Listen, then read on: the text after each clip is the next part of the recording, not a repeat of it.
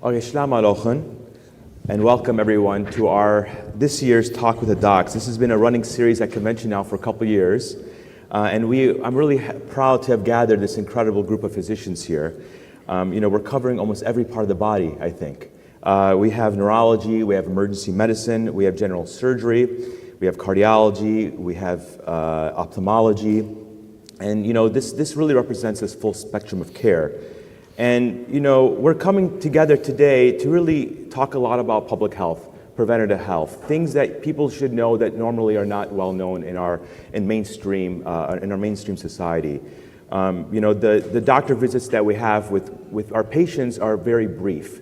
And so we want to take this opportunity to really share with our community the things that people need to look out for, because the only true advocate is yourself in medicine. At this time, standard of care is not always the same across the country. And so we want to provide some nuggets for every one of you that you could take not only for yourself, but to your family and to your loved ones. So I kind of wanted this more like a fireside chat. Previous years, we all had a presentation and we were all talking to you. But we kind of want to have a conversation to kind of lure you in as well. And hopefully we'll have some time at the end to get your questions as well.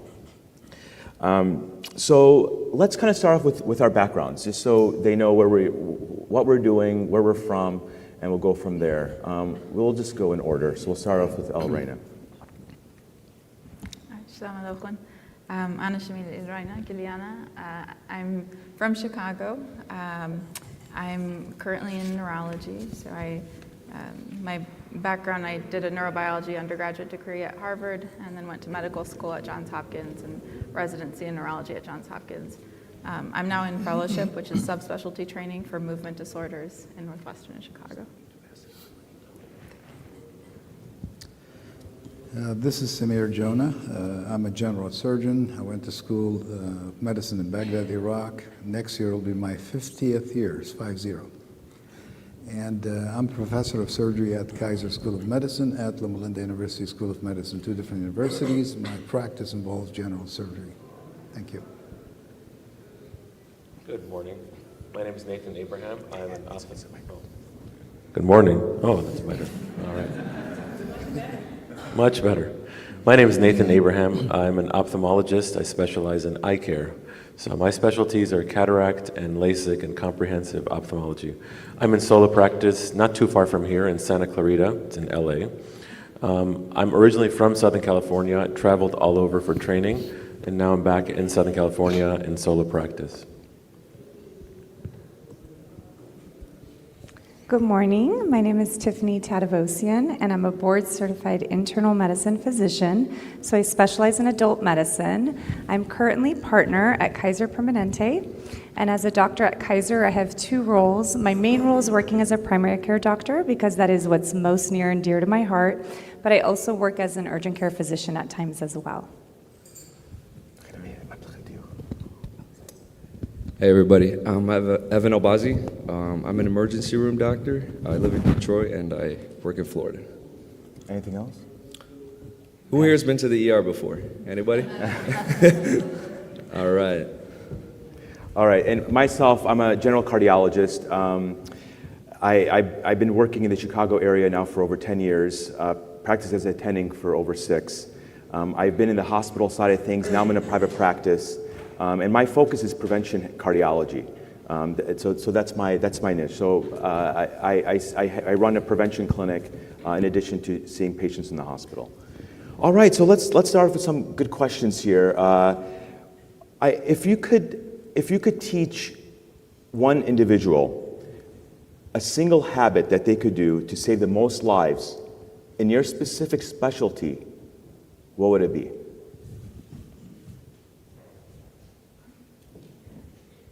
Yeah, start. Okay, so we use the term environmental enrichment, which is a little bit of a cop-out because it lets me add a couple things here. But by environment, I mean all forms of environment, so social, cognitive, physical stimulation. And in plenty of neurologic diseases, from vascular diseases, stroke, to dementias, neurodegenerative diseases, all of those have been shown to be helpful on different levels, particularly the physical exercise. So in practical terms, we probably all have similar numbers here, but somewhere between 30 to 60 minutes of moderate to high intensity exercise, about 3 times a week or more, has been shown to be even disease modifying in things like Parkinson's and reduces your risk of dementia and vascular disease. So that's the physical stimulation. And then social and cognitive stimulation are extremely important as well. Being in community like ours, Assyrians are very good at that, but even in older age, keeping up that social stimulation and cognitive work. For everywhere from the cellular level in the lab, we see changes to the brain's immune response to disease, to the population level in preventing and modifying disease. Yeah, for me, I'm going to have to say it, even though I'm shooting myself in the foot, I'm cutting my own business, but the truth is I'm a surgeon. I usually do curative interventions. But if you're asking me what is the best way to stay healthy, I would say actually preventive medicine in every field. And that includes habits, diet, exercise, cognitive functions. By the way, cognitive functions does not include gossip. That's a different thing. So these are the things that will keep you healthy. I would like not to see you on my table under my knife. If that's what it comes to, I'm happy to do it. But to prevent that, it's you choose the style of the life you want. Sometimes I joke with my patients, I've been taking care of him 20, 30 years. I know he doesn't smoke. We're preparing for a big operation. Do you smoke? No, sir. Do you drink? I don't. Do you fool around? What do you mean, doctor? Say, why do you want me to prolong your life, man? I mean, everybody has to have a reason to live for. But the point is, stay healthy. We're happy to help you if you get into trouble. But the best thing for you is to stay out of trouble through the means I've talked to you about. Thank you. Yeah, I mean, I think, especially medicine nowadays, it's focused on sick care. Really, it's not health care, because I mean, we're not there yet. So most of our encounters are when the disease is already present. Yes, exactly. I will say there's 2 things. The first has to do with what Dr. Samir said. The eyes are really an extension of your body. So if you have high blood pressure, diabetes, even cancers, other things, they can manifest in the eyes with eye findings. So if you control those modifiable risk factors, I think that's one thing you can do. The second and very important thing is oftentimes a lot of the eye problems we encounter, people don't have symptoms till it's too late. So coming and seeing your eye doctor to be able to get a diagnosis that you may not notice symptoms of, but we can catch early and control is very important. By the way, if you walk into his office, he has a song playing. I can see it in your eyes. Really? Oh yeah. So I do agree with all the doctors here, and to spin off on that with the preventative health, that's actually my main role. So my main focus is primary care, which means everyone in this room, if you do not already have a primary care doctor, that is extremely important. Every single one of us, including myself, needs one. And one thing we do offer, and it actually doesn't matter what state you live in, doesn't matter what your insurance plan is, but every insurance every year will cover what's referred to as your annual physical. And unfortunately, I'm seeing a lot of patients missing this. So patients will tell me, I don't need to come in, I don't have any medical problems, I'm not on any medicines, or I don't have any questions. But this is actually your preventative wellness visit, so don't miss it. It's literally a free visit you get with your doctor. Every time a patient schedules their physical with me, there's a lot that I do during that visit. I conduct a lot of thorough lab work on them, and that helps me diagnose or assess their health. Those that are young and healthy, it's a perfect way for me to assess your baseline, so I can watch you over the years, because we're the doctors basically that we take care of you your whole life. We also make sure you're up to date with any immunizations that you might be due for or interested in. We do go over a lot of cancer preventative screening tests, some of which I actually conduct in my office, if that patient is due and eligible, and it's just a very thorough medical exam. And then if you have questions that come up, you can also ask your doctor, but please don't miss this. Every one of us, regardless of your health history, needs to schedule this, and this is something that can save your life. To kind of piggyback off the preventive medicine, and not to get political, but vaccinations are really important. And I see a lot of preventative illnesses come in the ER, like, influenza, pneumonias that could be prevented.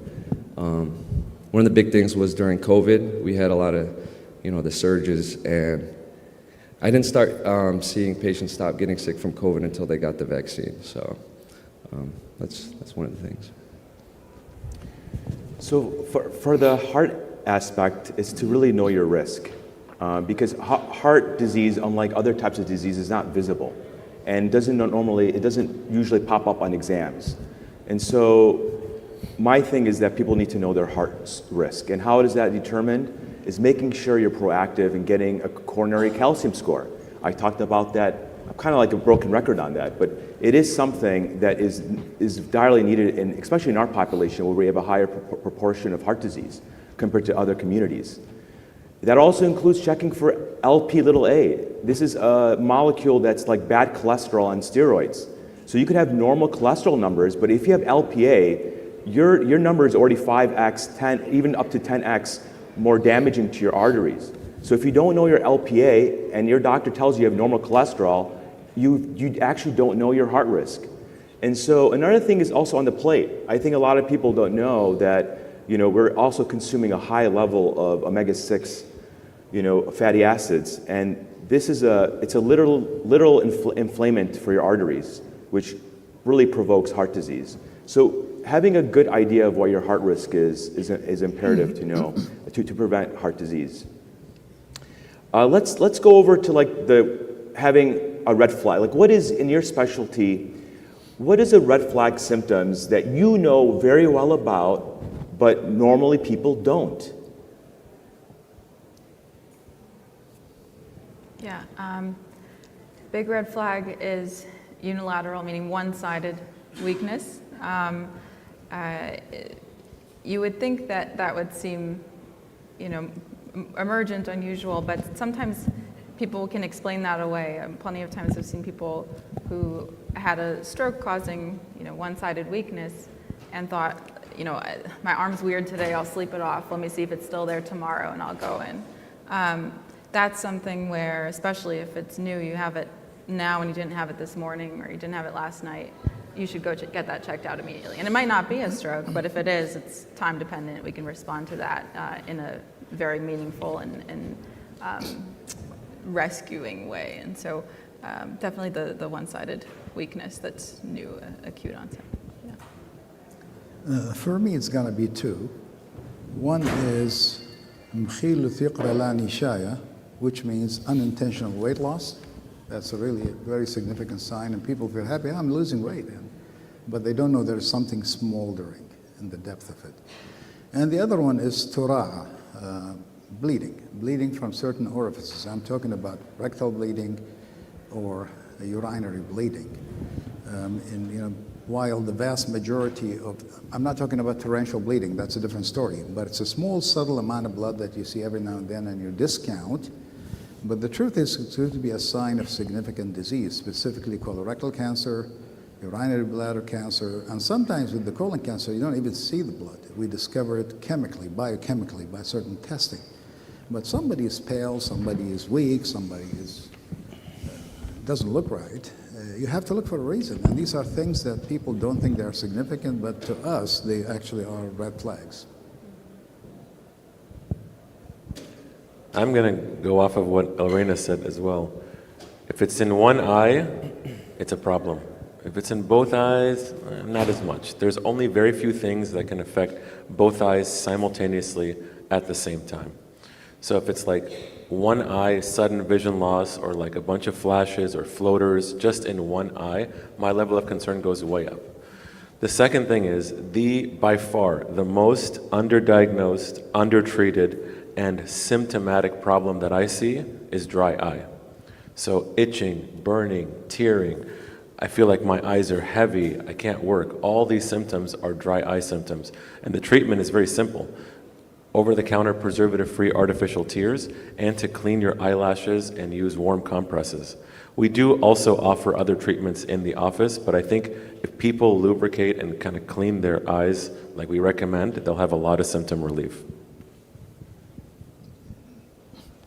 Yeah, so I think one common theme here, which is true, because I do see all of these within my practice, basically anything acute or concerning or different from what your baseline is important to bring up to your doctor. It could literally be, yes, the bleeding, we do see that. I'm sure cardiology is going to mention this, but like chest pains or shortness of breath, that's actually one that's, believe it or not, a lot of people delay, where they'll just tell me, I've noticed that over time I'm having a little bit more difficult breathing when I'm either working out or going to the grocery store, and that was different for me. These are alarming signs and warning signs. A couple others that I do see that patients will tend to ignore is if they're having like acute or severe pain in their calf or swelling that's occurring, or that pressure that I can't breathe. These could be signs of having like a blood clot in your leg, especially if you go on a long flight and you're not wearing compression socks. I definitely tell every patient, when you travel, wear compression socks. I've seen a lot of pulmonary emboli and lung issues from that. So anything acute, concerning, or different for you, including your change in your bowel habits, should be brought up to your doctor. So, I mean, I'm gonna jump in right now, because if anyone calls like a nurse hotline or a physician office and they explain any of these symptoms, you know what they tell them? Go to the ER. Go to the ER. So then what do you do? Yeah. I guess my red flag is most people think of heart attacks being just chest pain, but in the elderly and especially women, a lot of them can present with nausea, vomiting, sweating, indigestion kind of symptoms without even having any sort of chest pain, but they can still be having a heart attack. So just kind of be mindful of symptoms like that. As I'm sure you've seen that before, as well as being a cardiologist. Yeah, I'll expand on that. Yeah. So the issue with heart disease is that it's silent until there's a blockage or some massive thing going on. You don't know they have heart disease, and so that's why we're just more diligent. Okay, even if you have a little bit of shortness of breath, even if you're a little bit tired, that is what we always try to explain to patients as much as possible. And you guys should all know this too. If you just notice even a little bit of decreased your capacity, like for example, let's say you're able to go up a flight of stairs and you're fine, and then maybe now you're getting a little bit tired going up the stairs. That in itself is a red flag. We have so much non-invasive. What that means is that we have so much technology nowadays that we don't have to do a major procedure to figure out if you have heart disease. We have CAT scans now. They're able to replicate what an angiogram, which was a very invasive procedure where they have to put a catheter in your artery and go all the way up to your heart, and squirt dye. We just do a CAT scan now, and it replicates that. And even going forward, you can even get what I said earlier, a calcium score. So yeah, so be super diligent about any change in your function. If you notice any change in your function, no matter what your age is, especially if you have a family history, do not ignore that. Do not even wait for you to get chest pain. That's enough to get checked.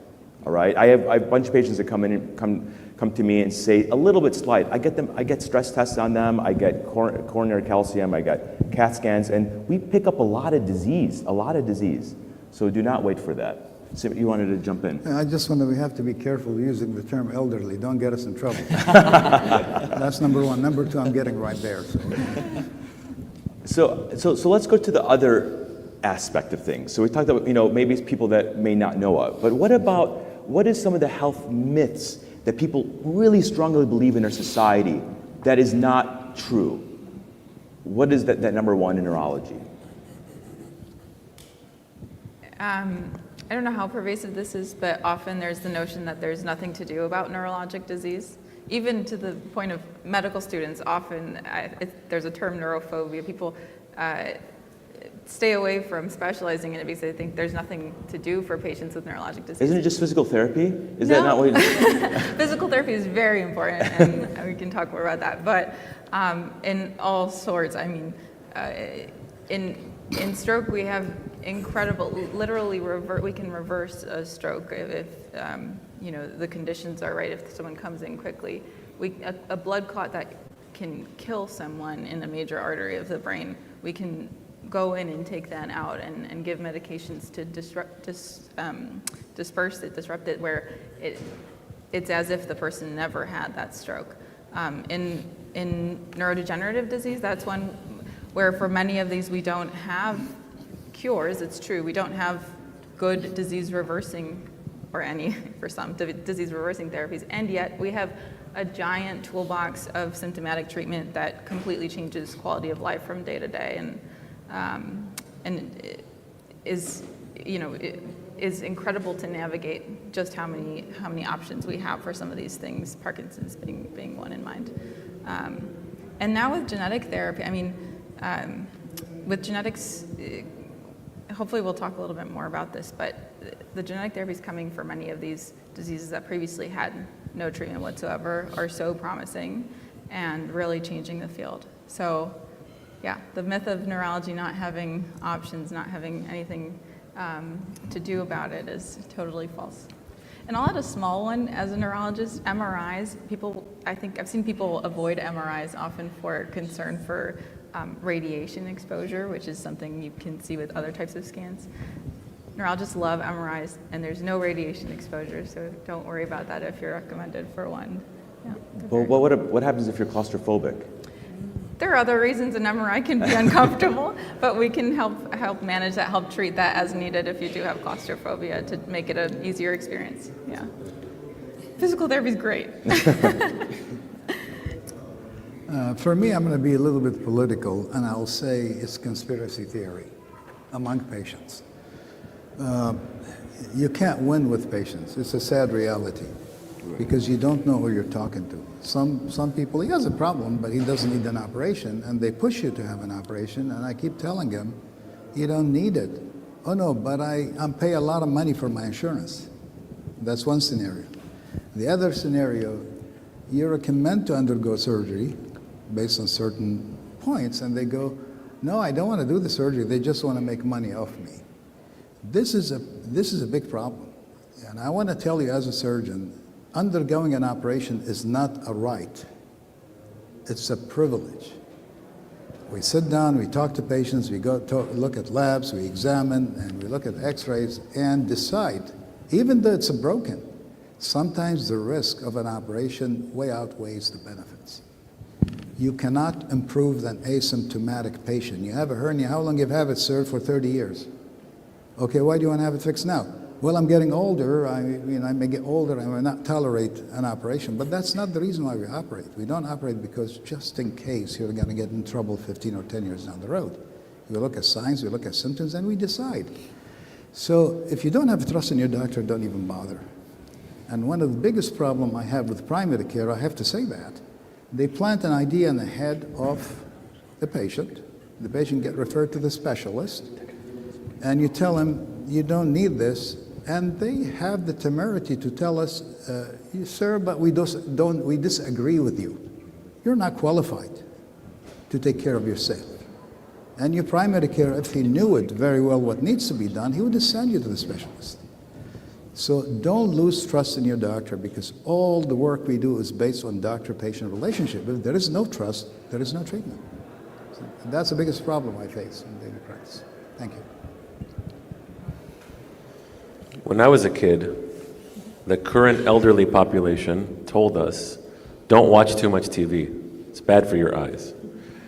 The reality is, most people watch TV at a distance. You're not like up in front of a screen.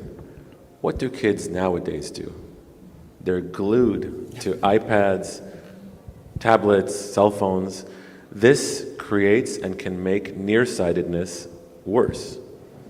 So that's not a good thing for society. For me, that's called job security, but that's not good. So I would say let kids watch TV, but limit the amount of screen time that they do.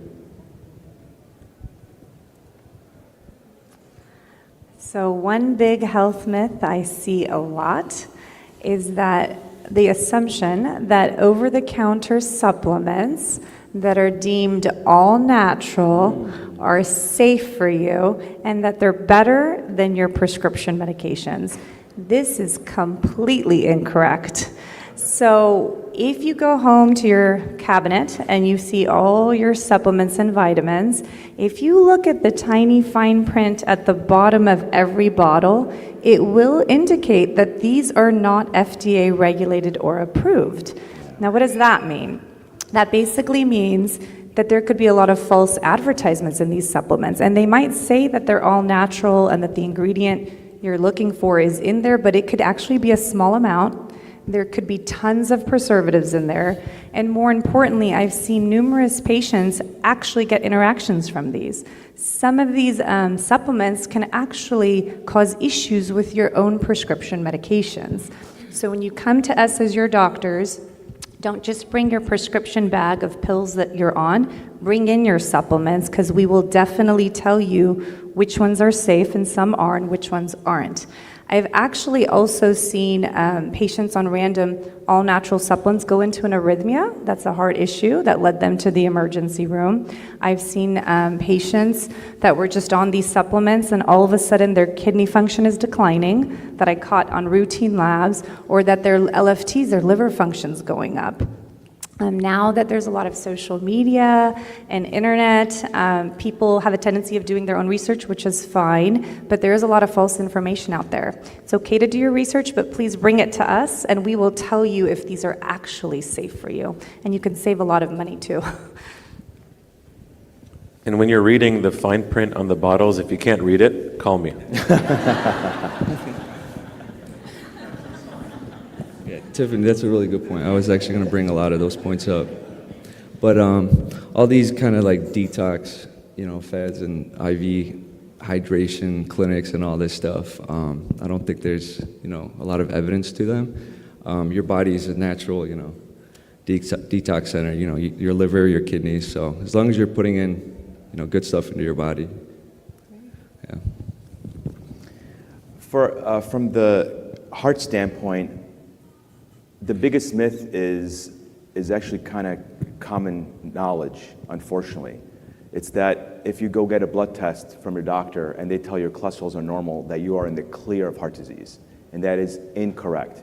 The reference ranges are meant for a time when we did not have this burden of heart disease, and it's meant for people that have almost no risk factors.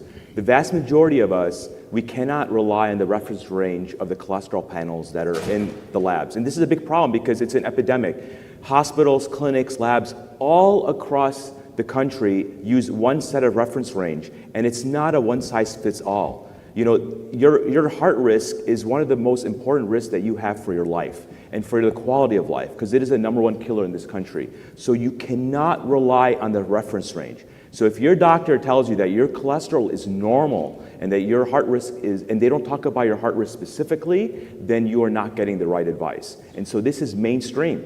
So this is something that every one of you guys need to know. And how do we determine your risk? We ask you to get calcium scores. And we also, another myth is that not all cholesterol is the same. So just because they tell your LDL, if they haven't checked your lipoprotein A, if they haven't checked your apolipoprotein B, you're not getting your full spectrum. They're only giving you a portion of the knowledge that you need to know to make informed decisions about your health care. Because our job is to protect the arteries before they get sick. Another thing is to swap out your omega-6s. That's a big problem. We all think that all meat is bad. All meat is bad. All dairy is bad. All eggs are bad. It's because the quality of our food has gone downhill. What do I mean by that? Historically, our intake was 1-to-1 of omega-3 and omega-6. We had a 1-to-1 ratio of omega-3 intake to omega-6 intake. Now we're doing 1-to-20. So we're doing 20 times omega-6 than we are to omega-3. Why do we care about that? It's because omega-6 is a potent inflammatory marker that drives heart disease. And where do we get that from? It's from conventional raised meat and dairy and eggs. So swapping, and also seed oils. If you look at any health bars or anything healthy, it's filled with seed oils. I have patients say, I eat salads every day. I'm like, well, what are you using for your dressing? And they're using like a packaged dressing. I was like, go look at the #1 oil on there. It's usually some form of seed oil.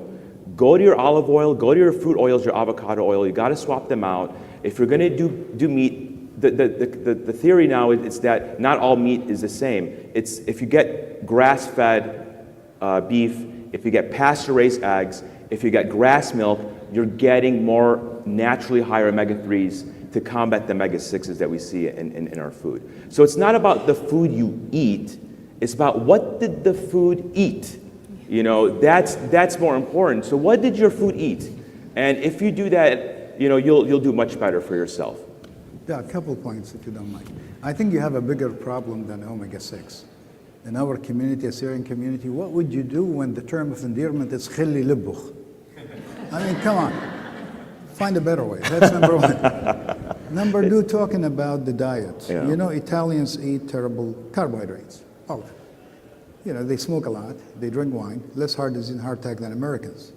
French, they eat terrible food, smoke cigars, pipes, drink hard liquor, less heart disease and heart attacks than Americans.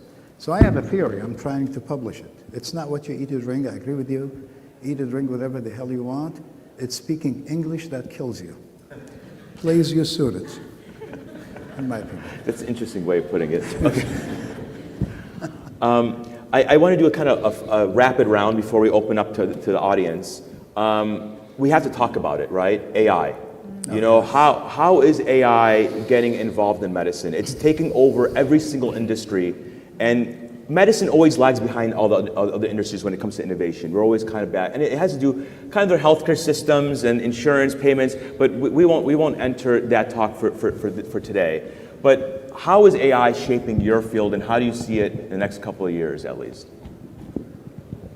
Yeah, I think in general, actually currently, the way AI is changing practice, within the last year at Hopkins, we all changed to this AI scribe. I don't know if others are using it. So, and I think it changes the visit dynamic and will continue to change the visit dynamic. So when you're in office with the doctor, it can hopefully change it in some very good ways. So the point of it is we turn on our phone, we ask your permission, and we put it there to record the whole conversation. It records everyone in the room talking, and you don't have to change anything about how you're talking to the physician. It knows the different voices. It can identify that there are different people in the conversation. And then for the patient, the benefit is the doctor is no longer glued to the computer typing down what you're saying and not looking at you. They can actually have a conversation with you, be looking at you, be away from the computer. And it isn't just a scribe. It puts together, integrates all the information in kind of a summarized synthesis of the visit, even up to the exam. As we're doing it, we kind of speak it out loud and it writes that down. And it's meant to make things more efficient, but also more personable in the visit. So I think that's one way that we're currently seeing.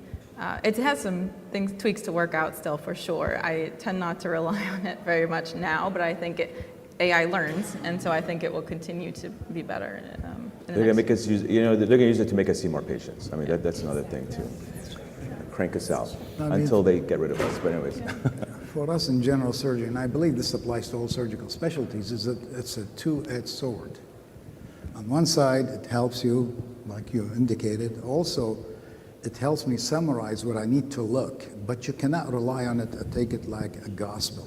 You have to go and check on everything they say, because after all, it's a computer. The problem gets bigger. For example, 3 weeks ago, there was one operation that was completely done by a robot. There is no surgeon's hand in it. You program the operation, gallbladder surgery, and it goes in and does everything. Cool, this time. But the question is, what do you do when you get into complication, major bleeding? Robot is not trained to do that. That's one thing. The other thing is, if I sit in the room, smoke cigar, while the robot is doing the surgery, I lose skill. That's the problem we have in our trainees. When we used to do open gallbladder years back, we were so good at it, and then laparoscopy came, and everything became laparoscopic. Now the residents don't even know how to do open chole. And now we're going to go from laparoscopy into robot. We're going to lose the skill in laparoscopy. We're going to lose the skill in open surgery. Actually, some of the residency programs are sending their residents to India, to Africa, to learn how to do open surgeries. So it's not slam dunk. It really is two-edged sword, and we have to find the balance between the two. Is it gonna go? No, it's here to stay. It's just our job is to refine it and find the best way to use it, minimizing risks. Thank you. I think so far it's been a pretty helpful tool. Luckily in ophthalmology, we don't have lengthy notes, we don't document that much. We have our own language, and we abbreviate our own language. Yeah, I know. So nobody else speaks it, basically. But we've been using lasers in cataract surgery, for instance, for many, many years. So I think that AI will help us do our job better, but one of the key things is I don't think AI can gain patient trust. Are you going to trust a robot or a fully automated system to do your eye surgery? I don't think so. So I think that AI will help surgeons do a better job, but I don't think it's going to necessarily replace surgeons. Yes, so with AI, there is definitely some pros and cons with it. So for the benefits, yeah, for diagnostic tools, it can help with accuracy actually. For data analysis, these are important. But one thing to keep in mind is, yes, there is pros and cons for physicians and for patients. So at my office, I'm part of the younger generations of doctors, basically, for the other colleagues that I work with. But even so, when I was in medical school and residency, I never relied on things like, and I still to this day have never used ChatGPT or all this stuff that's out there right now that students are unfortunately utilizing too much of. What that actually does is it stops your critical thinking skills.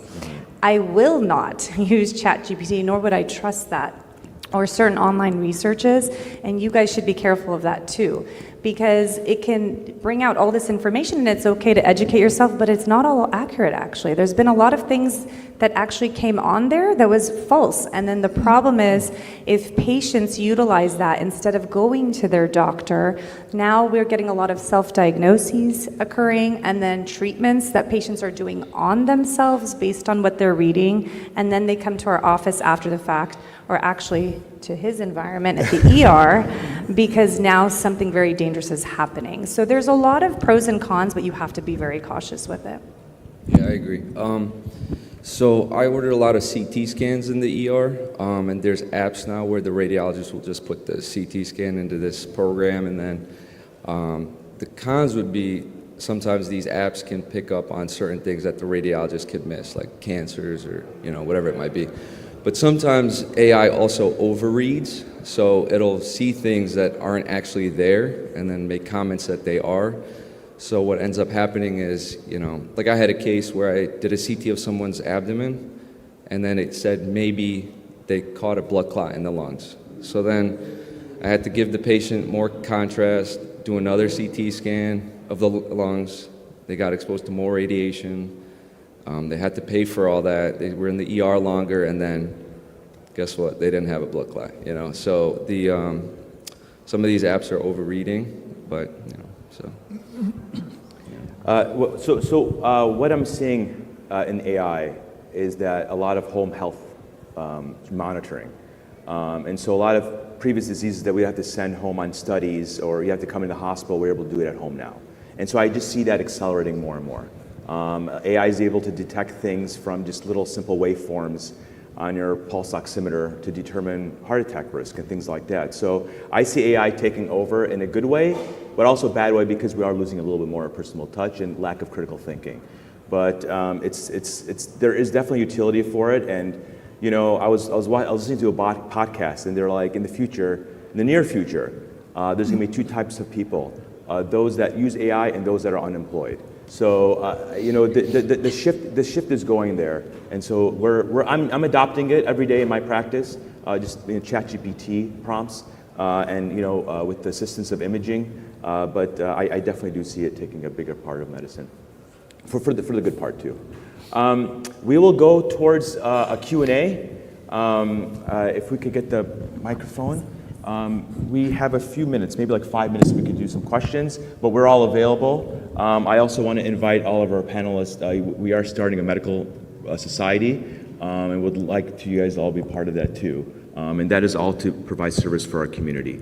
If we could have somebody help with the microphone.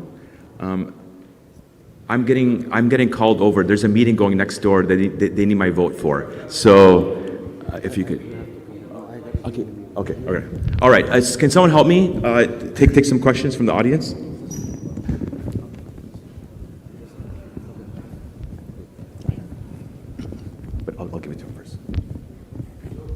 Hello, good afternoon. I'm a high school teacher, and one of the biggest problems right now we're having in education is students are using AI and ChatGPT to find answers. Is that becoming a problem in most medical schools across the country? And if so, are any medical universities doing something to make sure that students don't have to rely on ChatGPT to find information? You know, I'm going to take that question. Like I talked about earlier, it's a problem when people come to your office with 15 pages published off Dr. Google or ChatGPT, because a lot of those are not correct. And they believe in something, and half of the time we spend is to do damage control, to unplug that wrong idea or misconception. And I get back to the same thing. If you don't trust your doctor, don't waste your time, don't waste his time. Because a lot of information, first of all, what's on the internet is not peer-reviewed, not all of it. There is some of it is peer-reviewed, a lot of it is not. Anybody can put anything on the internet. Anything can say, I do the procedure this way, which is the next best thing ever since Jesus walked on land. People can say whatever they want, but that's not the truth. That's not the reality. Can you stop that? You cannot stop that. You just can't stop that. People are afraid to go and do whatever they do. We try our best to sort of trying to advise them that this is not the right thing or right opinion. Thank you. I don't know if anybody has any other. I'll just add that just as before AI, I think it's all about sources. So the one thing AI I think has been helpful for in just a very quick reference, and I actually personally don't use ChatGPT much, I don't know it, but there are medical AIs, like Open Evidence is one that's become popular. It's a good app. It only takes information from peer-reviewed journal articles, and even that summary might not always be accurate, and often it's very much hedging, but it gives you the references to those journal articles, New England Journal, whatever, Lancet. You can then click on those and actually review the data. So it's a good way to get to the articles that could answer your questions and just streamline the process, but you still need the resources. I mean, there is a fine line between educating yourself before you come to your doctor. That's actually good. It makes your job easier. And between being indoctrinated by some things that do not stand the test of time. And so our job to tell you where the truth lies, and hopefully you believe us. So, Nathan, you have anything to add? Anything to add here? Hello, thank you guys for coming and talking to us today. I want to start with that. I have two questions. So my first is, what challenges did you face on your path to your specialty, and how did you navigate them? And then for us students considering going to medical school or already in medical school, what type of internships or research experiences would you prioritize? I did not get the first part of the question. I'm sorry.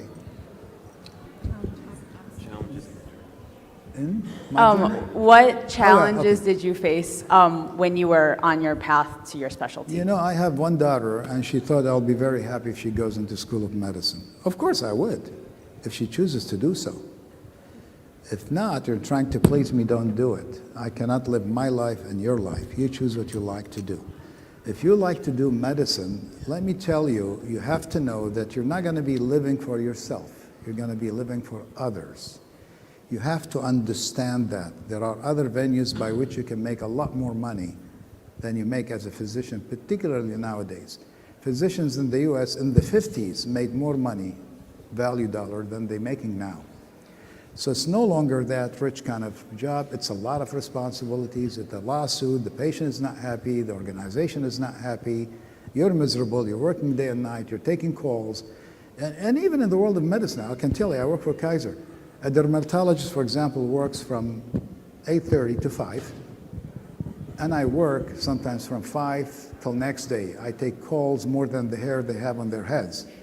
Yet when I retire, I don't make half of much of what they make, because of market values. But if you ask me, if you were to go back again, would you become a dermatologist? I'll tell you no. I love what I do. By bylaws in my system, I retired 2 years ago, but I came back to work the very next day, working full time, because I love what I do, and you can't pay me enough for that. So I think, yes, there will be a lot of challenges. It's not a trip to Disneyland. You're going to stay up long nights. You're going to face hardships. But if there is one little advice I can tell you, and you can quote me on that, it's not a failure if you fall down. It's the ultimate failure if you stay where you fell. You just have to get up and keep going. If we made it, you can make it. Thank you. Thank you, panel, for your great ideas. My concern is not about the medical. It's about my son's getting married this month. And I had to write a letter to welcome people. And when I finished, it really looked weak. So I put it through AI. Man, برات صورتها anyway. AI رابق مهيرالي بلا مني. إلى الميديكال أخشي بالمضنة وخلينا AI works sometimes. Thank you. Let me answer to that. Let me make a comment for that. All right. Yeah. Let me make a comment on that. I'm an editorial board of 5 international journals in surgery.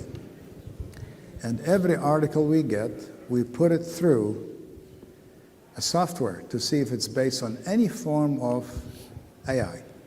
And if it is, it's rejected. Because it's not your thinking. It's not your scholarly work. Chlula invitation, who cares? I'm going to go and have drinks and enjoy my night. But for academic work, no.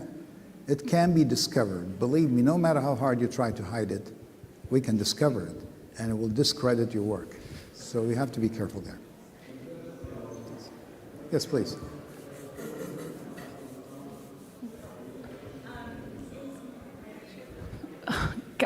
Sorry to interrupt. I do have a question. So I'm actually a physician development specialist at Banner Health in Arizona, and I'm very familiar with you guys' work. And one thing we see is like high burnout in physicians. So what is like one thing you guys do to take care of your well-being, and how to like differentiate your work-life balance after like seeing all these patients and the stuff that you guys go to? I don't have a mic, but I'll talk louder. Oh, okay. Sorry. I think that's an excellent question, because yes, our field is very busy and you do see a lot of burnout going on. But to me, the most important thing is to try to keep it well balanced. And I think that's a skill that we probably all learned early on. Going through medical school and residency, we basically weren't sleeping. We were working all hours of the night, and we had to be sharp, and we still had to go home and study. But what I find is a good outlet is exercising.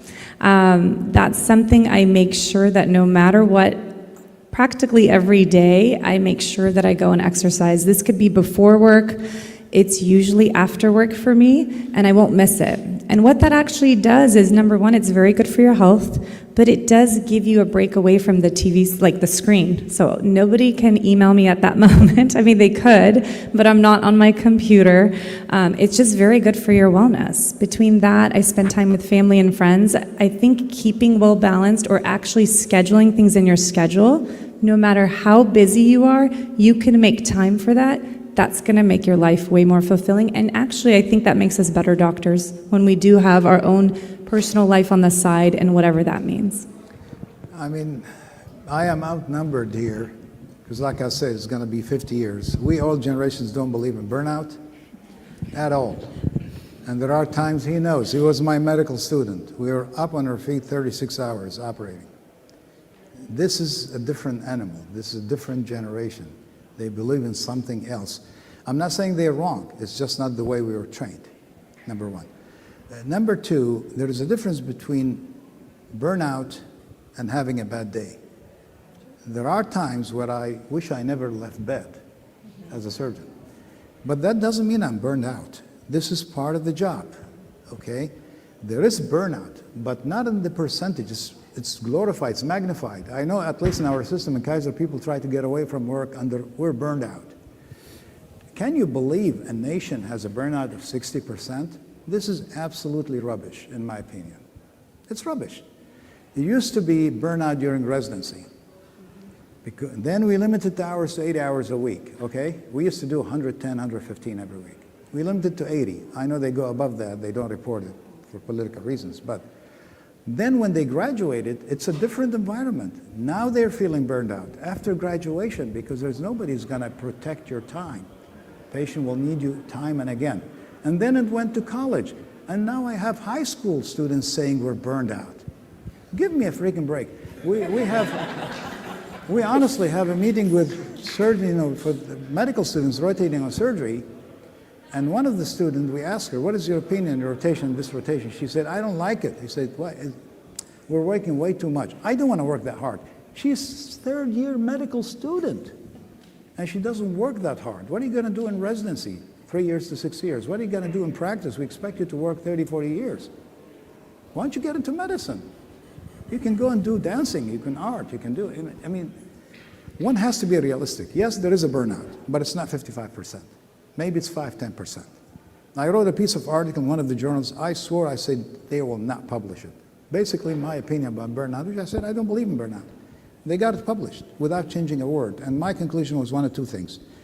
Either they never read it, they just published it. That's one scenario. The other one is they read it and they really believe in it. They just don't want to be the ones saying it because it's, again, it's politically incorrect. I mean, that's my take on it. Is it safe to stay, guys? Or? Okay, thank you. Yeah, that's good. So I have a question for the eye doctor. Macular degeneration, is it genetic? Is it avoidable? Because we do have it in our family, and that's a very big concern. It is genetic. There's certain things you can do to make it worse, like smoking. That's not good. But that's one of those conditions where you really have to go to your eye care provider routinely to get tested, because there are different forms of macular degeneration. Some have treatments, like injections and medicines in the eye.